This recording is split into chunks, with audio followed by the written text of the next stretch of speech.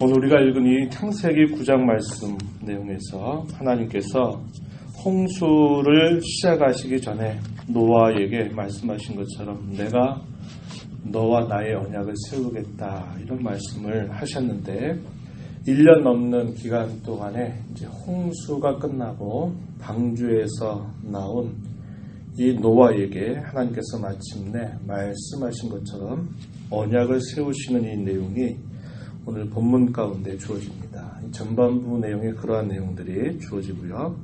후반부의 내용에서는 이제 어느 정도의 시간이 지나서 이 노아의 자식들로부터 또 새로운 자손들이 태어나게 되는 그런 상황들 속에 있었던 한 사건을 기록합니다. 그 사건을 통해서 노아의 이 세 아들을 통하여 또 인류의 후손들이 어떻게 번성하게 될 것인가 하는 것에 관한 말씀이 후반부에 주어지고 있습니다.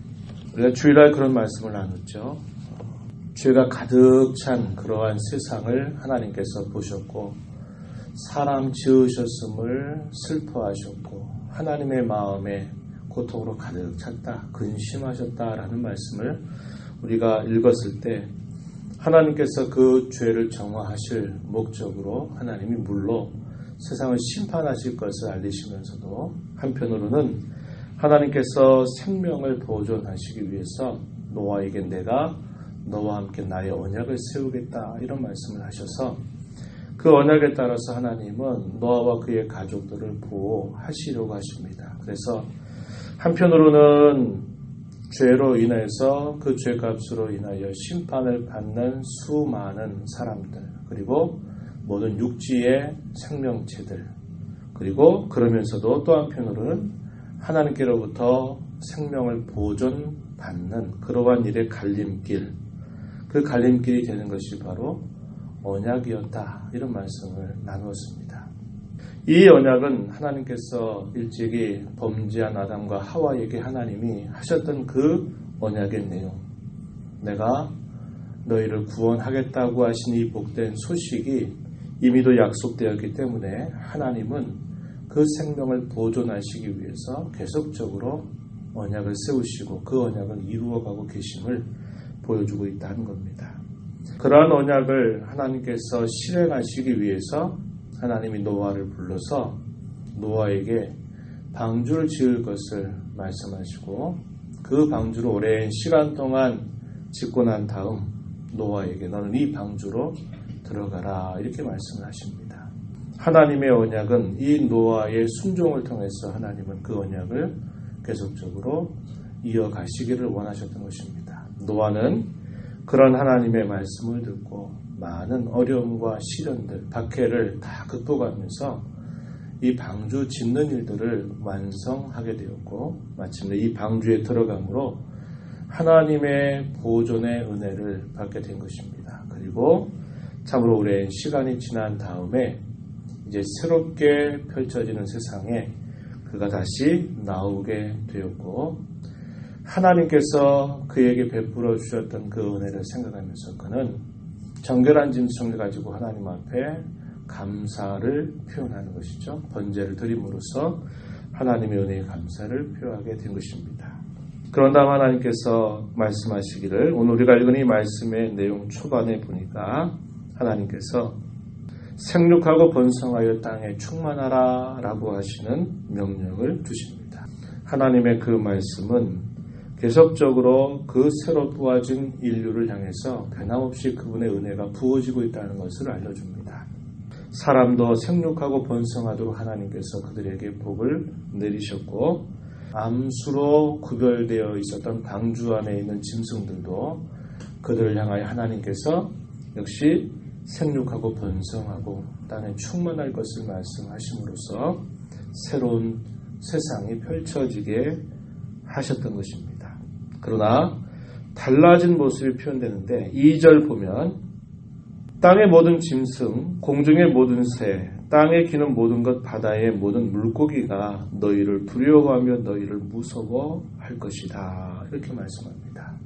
이 홍수 이전에 있었을 때 노아가 모든 짐승들을 암수 한 쌍씩 방주로 들여보냈던 일이라든지 더 거슬러 올라가서 하와에게 뱀이 말을 한 것이라든지 이런 것들을 보면 사람과 짐승 사이의 관계가 적대 관계가 아니었습니다.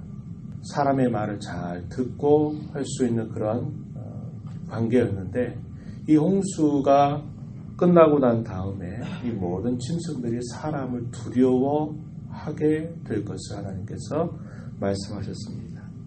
그 이유는 하나님께서 이런 고기들을 그들의 먹거리로 하나님께서 허락하셨기 때문입니다. 2장 끝에 보니까 이것들은 너희의 손에 붙였음이니라 이렇게 말해서 그 전에는 사람들이 이런 화식, 불로 고기를 구워서 먹는 이런 화식이라고 하는 것이 없었는데 주로 채소와 과일을 먹고 살았다면 이 홍수 이후에 변화된 환경 속에서 하나님은 화식을 허락하시게 돼요. 근데 여러분 아시는 것처럼 사람이 이 화식을 하게 되면서 사람의 수명이 짧아지게 된다는 것을 우리가 어느 정도 알고 있죠. 그래서 새로운 형태의 삶이 시작이 되게 하신 것입니다. 모든 산 동물이 너희의 먹을 것이 될 것이다 이렇게 말씀하시면서도 하나님은 주의를 하나 주시는데 그 고기를 생명되는 피째 먹지 말아라 이렇게 말씀합니다. 이것은 나중에 가서 보면 레위기 17장 10절 보면 하나님께서 생명이 피에 있다라고 하는 것을 통해서 구속의 도리를 가르치고자 하시는 뜻이 있었습니다. 그래서 고기를 그 생명되는 피째는 먹지 말아라 이렇게 하나님께서 예외사항을 두시게 됩니다. 그리고 이런 짐승들을 먹거리로 준다 하더라도 사람의 생명도 짐승의 생명처럼 그렇게 여겨서는 안 될 것을 말씀하면서 그러한 부분들을 주의할 것을 가르쳐 주십니다. 6절 말씀에 다른 사람의 피를 흘리면 그 사람의 피도 흘릴 것이니 이는 하나님이 자기 영생대로 사람을 지으셨음이니라.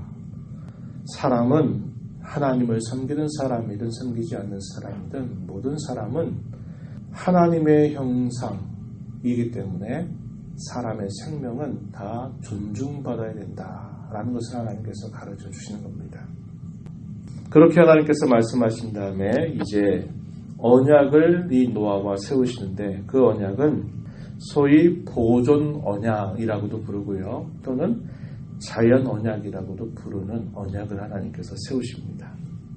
9절 말씀에 가서 보면은 내가 내 언약을 너희와 너희 후손과 너희와 함께한 모든 생물에게 세우겠다 이렇게 말씀합니다. 그래서 이 언약의 대상은 사람만이 아니라 모든 생물에게까지 그 언약의 대상으로 하나님이 확대하십니다. 그래서 하나님이 창조하신 전체에 미치고 있다는 거예요. 그래서 사람에게도 그러하고 모든 생물에게도 이 언약을 세우시게 됩니다.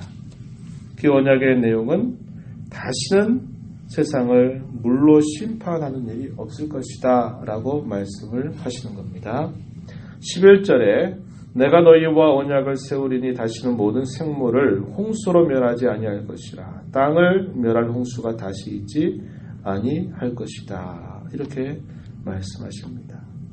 하나님께서 지으신 이 창조 세계를 하나님이 보존하시고 또다시 물로 대격변과 같은 이러한 일들을 하나님께서 행치 아니하시겠다. 이렇게 말씀을 하시는 겁니다. 이러한 언약의 내용을 두고 뭐라고 표현했느냐. 9절에서 보면 내 언약이다 이렇게 표현했죠. 15절에서도 가서 보면은 내 언약을 기억하리니 이렇게 표현했습니다. 그리고 16절 끝에 가서 보니까 영원한 언약이다 이렇게 표현합니다. 하나님께서 이 언약을 노아와 협의해서 우리 언약을 할까? 언약을 세울까? 이러시는 게 아니라 하나님이 주도적으로 이 언약을 세우시는 겁니다. 근데 이 언약은 하나님이 행하실 일에 대한 약속에 가까운 겁니다. 내가 너희한테 이렇게 해주겠다. 이렇게 말하는 겁니다. 하나님이 이렇게 말씀하셨을 때 이 언약은 반드시 실현될 것을 우리에게 확신하게 하는 거죠. 그리고 그 언약은 영원하다라고 말씀하는 겁니다. 이것은 어떤 상황에 의해서 또 바뀌고 하는 것이 아니라 너희들이 어떠하든지 간에 내가 한 이 약속은 결코 변하지 않고 그대로 이루어질 것이다 라는 것을 표현하면서 영원한 언약이다 이렇게 말씀을 하고 계십니다. 그래서 하나님 그 언약을 기억나게 하시는 하나의 표지를 보여주시는데 그 표지가 뭐냐? 비가 온 후에 뜨는 이 무지개를 하나의 표지로 보여주면서 이 무지개가 내가 너에게 이 약속을 한 것을 이행하겠다고 하는 분명한 하나의 표시다. 이렇게 하나님의 말씀을 하시게 됩니다. 그래서 오늘날 우리도 마찬가지죠. 비가 오는 이후에 뜨는 그 무지개를 보면서 그 옛날 노아가 그걸 보면서 하나님이 이렇게 약속하셨던 것을 기억했던 것처럼 우리도 그 무지개를 보면서 하나님의 이런 보존의 언약, 모든 창조 세계에 약속하신 이 언약을 우리는 떠올리면서 하나님의 신실하심을 우리는 보고 찬양할 수 있는 것입니다.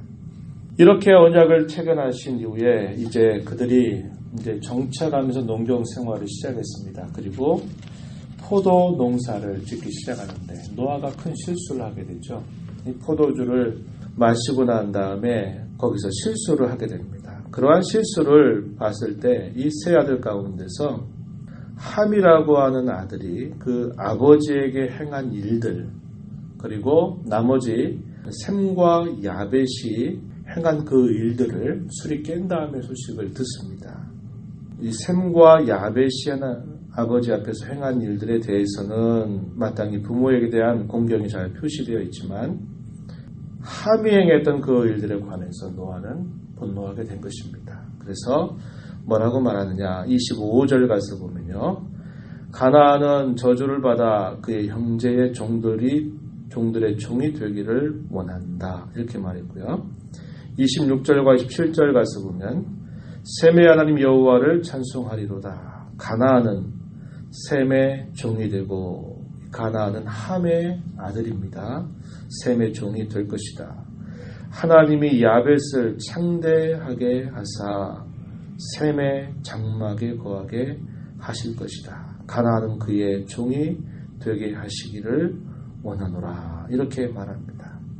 이 시대에 아버지의 이러한 강구 혹은 이러한 표현들은 예언적인 성격을 띠고 있는 것입니다. 그래서 새로운 인류가 이 세 아들을 통해서 종족을 이루게 됩니다. 오늘날 우리 소위 인구를 이야기할 때 이 셈족, 함족, 그리고 야벳족 이렇게 우리가 나누게 되는 것처럼 이 세 아들로부터 인류를 이루게 되는데 가나안은 종들의 처지가 될 것에 대해서 이야기한 것입니다.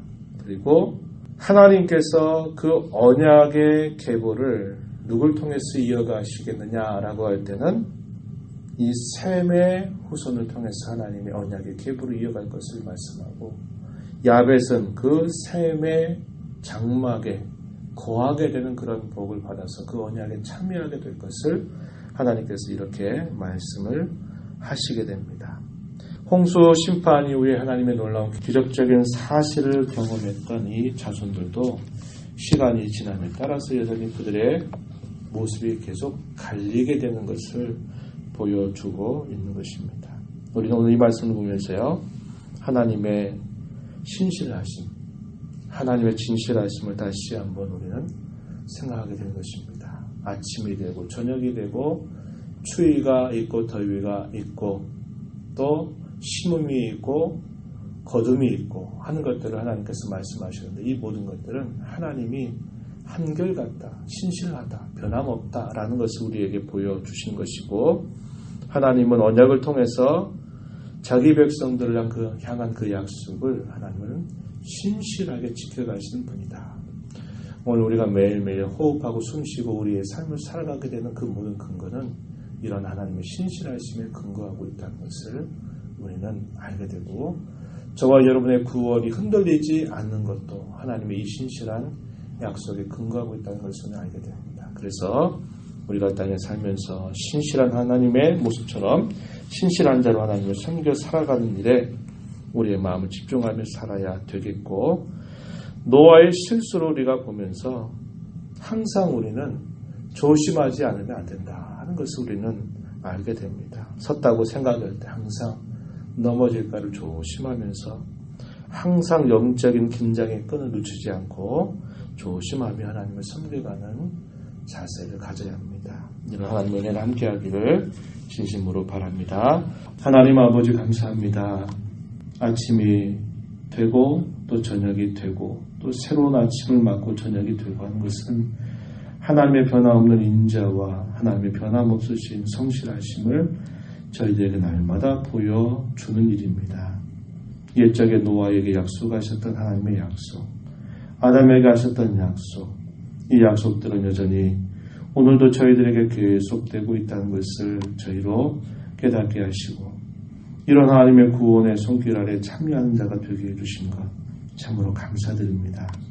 오늘도 이러한 나를 받아서 주 앞에 살아가는 저희들의 심령 속에 하나님께서 변함없이 우리를 신실하게 대하시는 아버지 귀한 사랑을 깨닫고 하나님 앞에 신실하게 살아가는 저희들의 삶이 되게 하여 주시옵소서. 섰다 생각할 때 넘어질까 조심하라고 하신 이 말씀을 기억해서 언제나 하나님의 말씀에 귀를 기울이고 저희 안에 내주하시는 성령님의 인도를 받기를 소원하며 긴장의 끈을 늦추지 않고 살아가는 저희들의 삶이 되게 해 주옵소서. 은혜의 보호자 앞에 나와 간구하는 모든 이들을 주께서 용납하시고 간구의 귀를 기울여 주시며 응답하여 주시옵소서. 예수님 이름으로 기도하옵나이다. 아멘.